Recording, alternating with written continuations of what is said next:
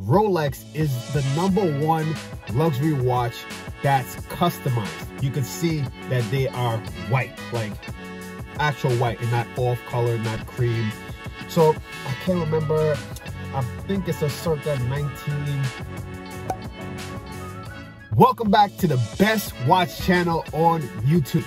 Speaking into existence, I might not be the best, but I'm getting there. In today's video, I'm going to be discussing a few topics. It's going to be on how to purchase watches and what I look for. Again, now I posted a video, my last video, on this same topic, but I'm going to show a little bit more watches that I looked at. They're not in the market anymore, but I looked at those watches and were considering purchasing, but certain things kind of turned me off, and I'm going to show you guys so you guys can actually learn when you decide to look for a watch online and looking at pictures, specifically pre-owned watches. So guys, give this video a thumbs up, hit that subscribe button, and let's get into this video.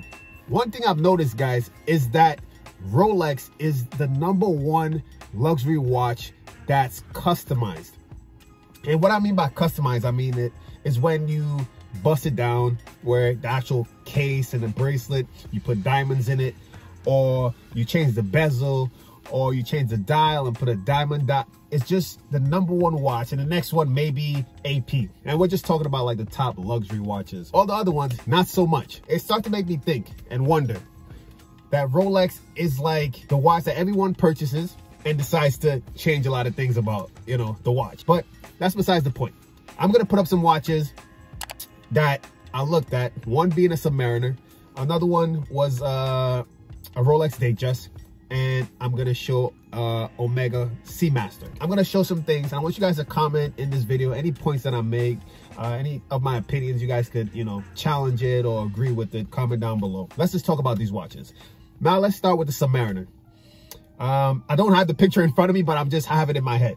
The first picture I'm gonna put up is the Submariner.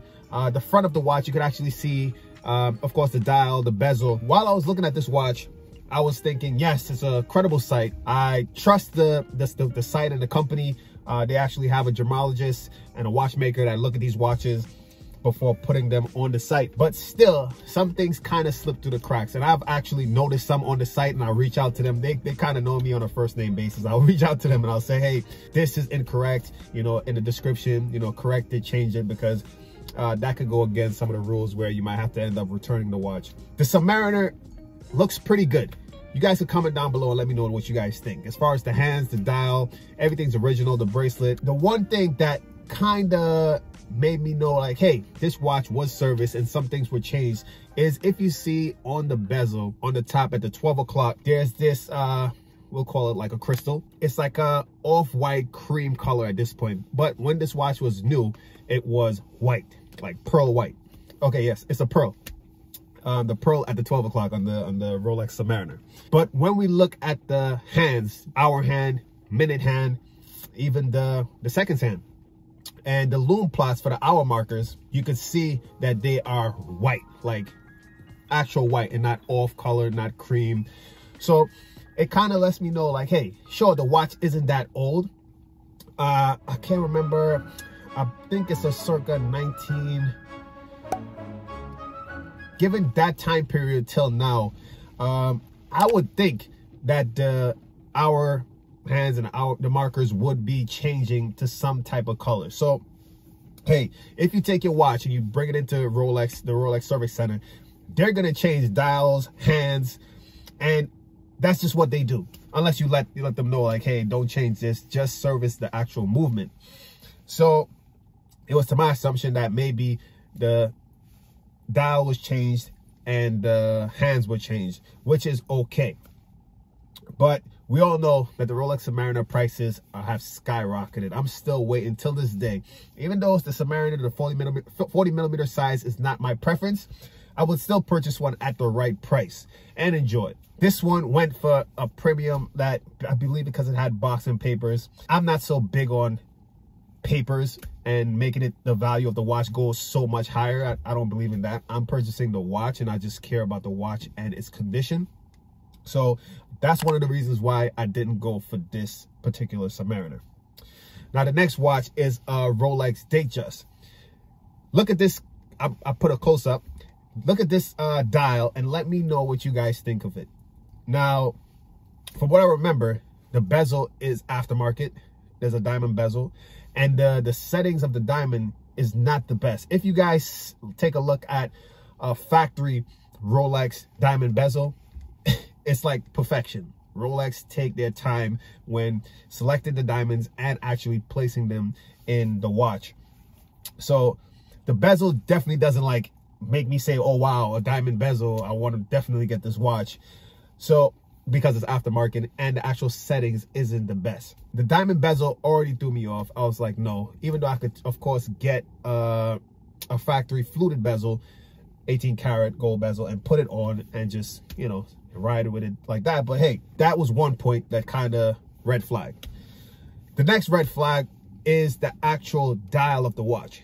Now, I can't really say if it's an original OEM Rolex dial, because just looking at it, I can't really tell. Maybe if I take the dial out and I look at the back of the dial, I could kind of come to a better decision. But looking at it on the screen, just looking at the front, I could just tell it's either refinished, because the font of all the writings, the Rolex, and even below down at the 6 o'clock marker, everything just is off. Another part is the diamonds on the dial. After looking at it for a little bit, I kind of started to gather that maybe it is an original Rolex dial, but they removed the hour markers that was originally there, and for some reason put the diamond markers a little bit below it. Because if you guys see where the diamond markers are, just right above each marker, it has like a spot where it seemed like something's missing. And I believe like that was kind of like the loom plots or something like that. I don't know what this person did with this watch, but this is just completely customized, and it's not bust down where, you know, the cases had diamonds and all this stuff, but it's still just too much done to it. Even though the movement, I believe I took a look at the movement looked fine, but just on the exterior, that was just too much work done.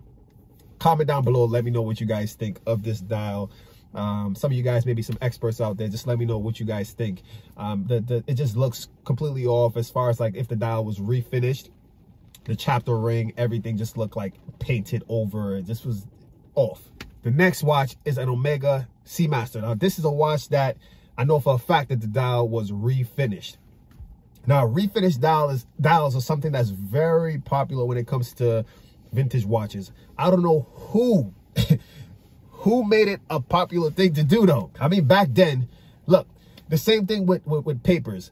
Back then, they didn't really think of watches, certain watches, as like the value is going to increase in the future. It's going to be collectible. So refinishing, retouching a dial was just okay. They just wanted it to look more fresh. As far as let's say the font is starting to fade, you know, who knows? Some people did that.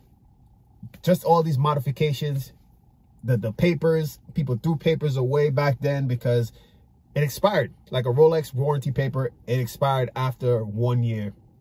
So most people, it's just like a receipt. They'll just throw it away. Now today though, papers increases the value of these timepieces, which is cool and all, because I like that idea of having like a complete set. But the one part that I don't understand is why people refinished dials back in the day.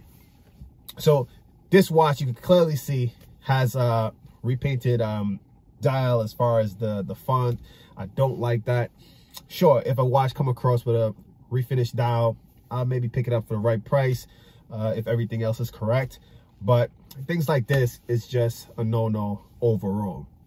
So guys, once you're looking for pieces, especially vintage watches, really take your time, look at it, analyze it, and make sure you know what you're getting, you know what you're purchasing. Hopefully you guys enjoyed this content, guys. Comment down below anything that you thought of while you watch this video.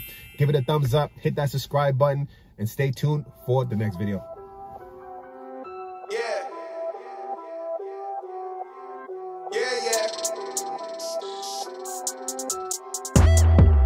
Look, tell a man no trouble, I don't want beef, man, I just want vibes.